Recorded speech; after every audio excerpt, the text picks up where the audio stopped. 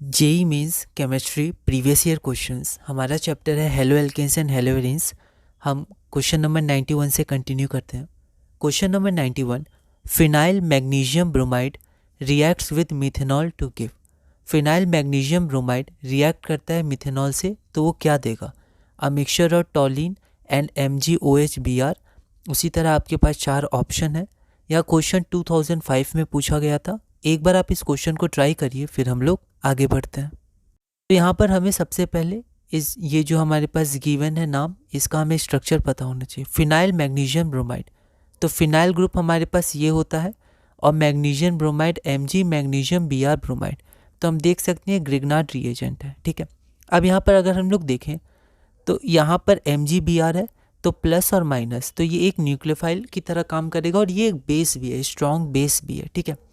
अब यहाँ पर ये एक काम तो ये कर सकता है कि यहाँ पर ये अटैक करके OH को हटा सकता है लिविंग ग्रुप, लेकिन OH एक अच्छा लिविंग ग्रुप होता नहीं है।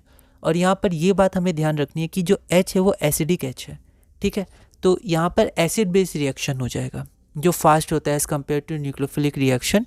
तो यहाँ पर हमारे पास जो फिनाइल मैग्नीशियम ब्रोमाइड है वो H को एब्स्ट्रैक्ट कर लेगा और यहाँ पर आपका बेंजीन का फॉर्मेशन हो जाएगा, एसिड बेस्ड रिएक्शन हो जाएगा। तो बचेगा क्या? Mg बचेगा, Br बचेगा और O माइनस CH3 मतलब OMe बचेगा। ये प्लस ये माइनस है ना, या 2 प्लस है ना, ऐसे हम लोग मान सकते हैं। तो यहाँ पर हमारा हो गया बेंजीन और MgOMe Br जो हमारा रिक्वायर्ड आंसर है। अगर हम लोग ऑप्शन देखें तो ये आपका ऑप्शन नंबर डी हो जाएगा। अगला क्वेश्चन हम लोग देखते हैं, question number 92, the Wurtz Fittig reaction involves condensation of. तो वुड्स फिटिक रिएक्शन किसका कंडेंसेशन, इस रिएक्शन में किसका कंडेंसेशन होता है? 2 molecules of aryl halides, 1 molecule each of aryl halide and alkyl halide, 1 molecule each of aryl halide, या फिर 1 molecule each of aryl halide and phenol, या option number D 2 molecules of alkyl halide. तो Wurtz Fittig reaction एक condensation reaction है, तो इसमें कौन सा ऑप्शन सही होगा? यह क्वेश्चन 2013 में पूछा गया था। एक बार आप इस क्वेश्चन को ट्राई करिए, फिर हम लोग आगे बढ़ते हैं। तो यहाँ पर जो वुड्स फिटिक रिएक्शन है उसमें एक अल्काइल हैलाइड होता है और एक एराइल हैलाइड होता है। तो आपका ऑप्शन नंबर बी हो जाएगा, 1 molecule each of aryl halide and alkyl halide. ये डायरेक्ट NCERT का क्वेश्चन है। तो यहाँ पर हम लोग देखते हैं Wurtz Fittig reaction condensation of 1 molecule each of aryl halide and alkyl halide. अब एक बार हम लोग देखते हैं कंडेंसेशन रिएक्शन होता क्या है। A chemical reaction in which 2 molecules combine to form a single molecule. तो अल्काइल हैलाइड और एराइल हैलाइड मिलके एक सिंगल मॉलिक्यूल बनाते हैं, दोनों जुड़ जाते हैं, usually with the loss of a small molecule. तो इसमें से कुछ निकलेगा, तो वो जो स्मॉल मॉलिक्यूल होता है वो जनरली वाटर हो सकता है, ठीक है, या फिर कोई एसिड हो सकता है ना। तो यहाँ पर हम देखेंगे वुड्स फिटिक रिएक्शन में जो Na के संग होता है तो NaCl ये हट जाता है, Cl हट जाता है और आपका Na जो रहता है वो हट जाता है, तो वो एलिमिनेट हो जाता है एक तरह से, ठीक है, और जुड़ जाते हैं आपके R और Ar ग्रुप, ठीक है। तो ये हमारा हो गया कंडेंसेशन रिएक्शन। तो ये सब कुछ इंपॉर्टेंट टर्मिनोलॉजी है जो यूज़ की जाती हैं और आपको मेंस और एडवांस में ध्यान रखना है। अगला है हमारा मेजर प्रोडक्ट क्या होगा। तो ये हमारे पास सबस्ट्रेट है, यहाँ पर आपके पास टर्शरी ब्यूटाइल ऑक्साइड है और इसमें हीट है और आपके पास चार ऑप्शन है कि मेजर प्रोडक्ट क्या होगा। यह क्वेश्चन मेंस 2017 में पूछा गया था। एक बार आप इस क्वेश्चन को ट्राई करिए, फिर हम लोग आगे बढ़ते हैं। यहाँ पर हमें ध्यान देना है कि E1, E2, SN1, SN2 इनके कुछ कंडीशंस होते हैं, ये कॉम्पिटिटिव रिएक्शंस होते हैं, सब्स्टिट्यूशन और एलिमिनेशन।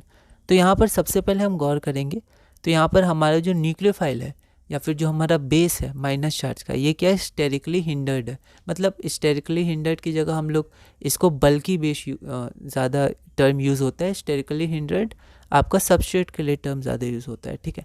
तो बल्कि बेस है ना, और दूसरा यहाँ पर हीट भी है।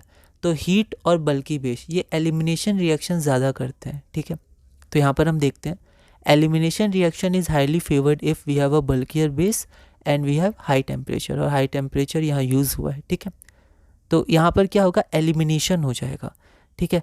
तो अगर यहाँ पर सब्स्टिट्यूशन होता तो ये यहाँ होता, ये निकल जाता और आपका ये सब ऑप्शंस होता, लेकिन यहाँ पर एलिमिनेशन रिएक्शन हो जाएगा और एलिमिनेशन होगा तो यहाँ पर ये हाइड्रोजन है, क्योंकि इधर से तो हाइड्रोजन आएगा नहीं, तो ये हाइड्रोजन को ये एब्स्ट्रैक्ट करेगा, तो ये यहाँ जाएगा और ये आपका रिमूव हो जाएगा और यहाँ पर अल्कीन का फॉर्मेशन हो जाएगा।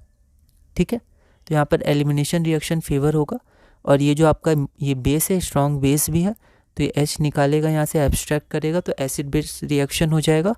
फिर आपका यहाँ माइनस आएगा, आप ऐसे भी कर सकते हैं, फिर माइनस ऐसे या फिर डायरेक्ट ये बॉन्ड यहाँ हो जाएगा, फिर ये बॉन्ड निकल जाएगा।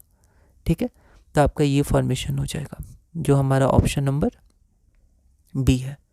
अगला क्वेश्चन है हमारा क्वेश्चन नंबर 94।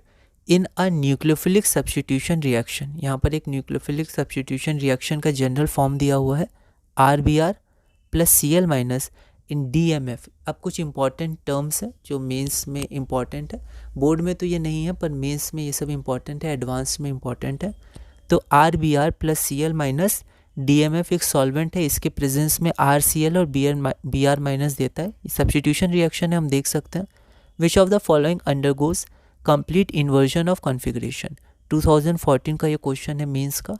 तो यहाँ आप देखिए, यहाँ पर आपके पास 4 सबस्ट्रेट है, ठीक है, और इनमें से कौन कंप्लीट इन्वर्जन शो करेगा, तो कौन इसमें से कंप्लीट इन्वर्जन शो करेगा, तो आपको बताना है। 4 ऑप्शन है आपके पास, तो एक बार आप इस क्वेश्चन को ट्राई करिए, फिर हम लोग आगे बढ़ते हैं।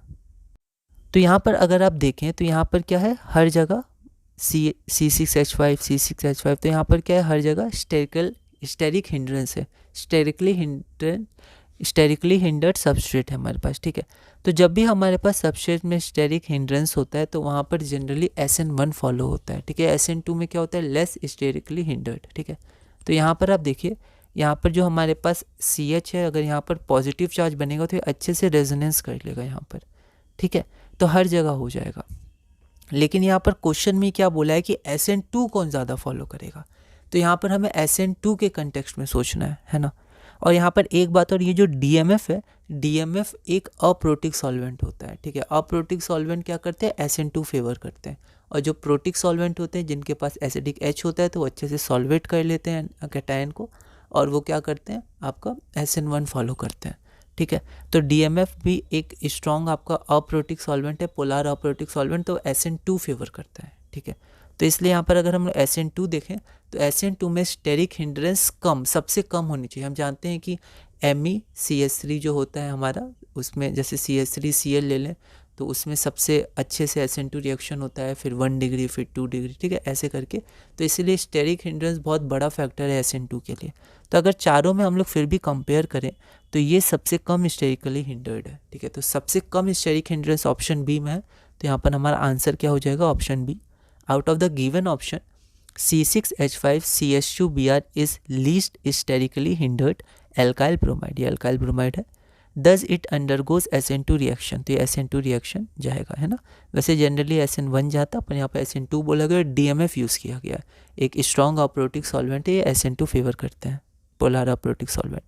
अब DMF क्या होता है, थोड़ा सा बेसिक इन्फॉर्मेशन हम लोग लेते हैं। ये एक बहुत ही कॉमन सॉल्वेंट है, ये होता है डाई, M से मिथाइल, F से फॉर्मामाइड। ठीक है, तो ये जो डाई मिथाइल फॉर्मामाइड होता है ये कलरलेस लिक्विड होता है। ठीक है, अब देखते हैं फॉर्मामाइड क्या होता है। हम देख सकते हैं फॉर्मामाइड से ही डाई मिथाइल फॉर्मामाइड बना है। तो फॉर्मामाइड क्या होता है, यहाँ पर CHO और NH2। अब यहाँ पर 2 NH को रिप्लेस करके 2 मिथाइल आ गया है, तो डाई मिथाइल और ये फॉर्मामाइड ही है। ठीक है, तो फॉर्मामाइड से डिराइव हुआ है, इसलिए इसका नाम से ही पता चल रहा है डाई मिथाइल फॉर्मामाइड। अब ये पोलर अप्रोटिक सॉल्वेंट होता है, इट लैक्स एसिडिक प्रोटॉन, तो उसके पास कोई एसिडिक H नहीं होता। जैसे वाटर के पास एसिडिक H है तो वो पोलर प्रोटिक सॉल्वेंट है। तो ये पोलर तो होते हैं, ठीक है, लेकिन ये क्या होते हैं, अप्रोटिक होते हैं, और ये फैसिलिटेट करते हैं SN2 रिएक्शंस को, है ना। ये इंपॉर्टेंट है, कई बार हम लोग इससे पहचान करते हैं कि SN2 होगा या SN1 होगा। ठीक है, और भी सॉल्वेंट्स होते हैं, तो अभी ये है, इसको आप ध्यान रख सकते हैं। अगला क्वेश्चन हम लोग देखते हैं, question number 95। The structure of the major product formed in the following reaction. तो ये आपके पास गिवन रिएक्शन है, आप देख सकते हैं यहाँ वापस से DMF है, या क्वेश्चन 2006 में पूछा गया था। तो इस रिएक्शन में जो मेजर प्रोडक्ट होगा वो क्या होगा, आपके पास 4 गिवन ऑप्शन है। तो एक बार आप इस क्वेश्चन को ट्राई करिए, फिर हम लोग आगे बढ़ते हैं। यहाँ पर जो SN2 रिएक्शन होगा ये फेवर करेगा SN2 रिएक्शन को। ठीक है, तो यहाँ पर जो रिएक्शन होगा वो यहाँ तो होगा नहीं, ठीक है, क्योंकि यहाँ पर क्या होता है, आपका डबल बॉन्ड कैरेक्टर आ जाता है, तो यहाँ तो आपका नहीं होगा सब्स्टिट्यूशन। जो होगा आपका सब्स्टिट्यूशन यहाँ ही होगा, तो CH2Cl, तो ये आपका 1 डिग्री हो गया, ठीक है। तो यहाँ पर आपका Cl रिप्लेस हो जाएगा Na+Cn-, तो Cn- से तो CH2Cn आ जाएगा और I आपका वैसे ही रहेगा, ठीक है। तो I तो वैसे ही रहेगा, ये ऑप्शन नहीं होगा, ये भी नहीं होगा, ठीक है। और यहाँ पर CH2Cn होगा, तो यहाँ पर आपका ऑप्शन बी हो जाएगा, ठीक है। आप ऑप्शन एलिमिनेशन से भी कर सकते हैं, डायरेक्ट भी इसको आप कर सकते थे, बी हो जाएगा। ऑप्शन एलिमिनेशन बहुत ही इंपॉर्टेंट है, आप इसको ध्यान रखिएगा, ठीक है। तो यहाँ पर हमारा ऑप्शन नंबर बी हो जाएगा। तो इस वीडियो में हमने क्वेश्चन नंबर 95 तक किया। अगली वीडियो में हम लोग क्वेश्चन नंबर 96 से कंटिन्यू करेंगे और धीरे धीरे इस चैप्टर में आगे बढ़ेंगे।